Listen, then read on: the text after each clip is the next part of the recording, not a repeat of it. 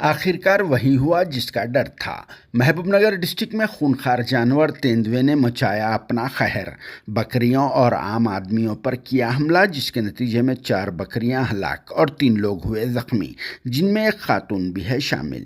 جی ہاں، گزشتہ 20-25 دنوں سے محبوب نگر ڈسٹرکٹ کے ویرنا پیٹ، ٹی ڈی گٹا اور وینکٹا پور ایریاز میں یہ خونخوار جانور تیندوا وقفے سے نظر آ رہا ہے، جس کی سرگرمیوں کی وجہ سے مقامی لوگوں میں ڈر و خوف کا ماحول پیدا ہو گیا اور پھر اسے پکڑنے کے لیے فارسٹ ڈپارٹمنٹ کی طرف سے بھی کوشش شروع کر دی گئی ہے، مگر اب تک وہ جال میں نہیں آیا، جس کے بعد سے اس کے حوصلے مزید بلند ہو گئے اور پھر اس نے کوتھل آباد اور کوئلہ کنڈا میں رات 9 بجے کے وقت اچانک نمودار ہو کر بکریوں، بکروں اور پھر عام آدمیوں پر حملہ کر دیا، جس کے نتیجے میں 4 بکریاں تو اسپاٹ پر ہی مر گئی، جبکہ تیندوے کے حملے میں 3 افراد انکلوڈنگ ایک لیڈی زخمی ہو گئی۔ زخمی ہونے والوں میں ستیہ نارائن ریڈی، چنا ریڈی اور مئی بننا نام والی ایک خاتون شامل ہے، جس کی وجہ سے متاثرہ مقامات پر دہشت کا ماحول طاری ہو گیا اور پھر لوگ خود کو غیر محفوظ سمجھ رہے ہیں۔ بعد میں زخمی افراد کو ہنواڑہ ہسپتال شریک کیا گیا، وہاں سے بہتر ٹریٹمنٹ کے لیے ان تمام لوگوں کو محبوب نگر سرکاری اسپتال منتقل کر دیا گیا،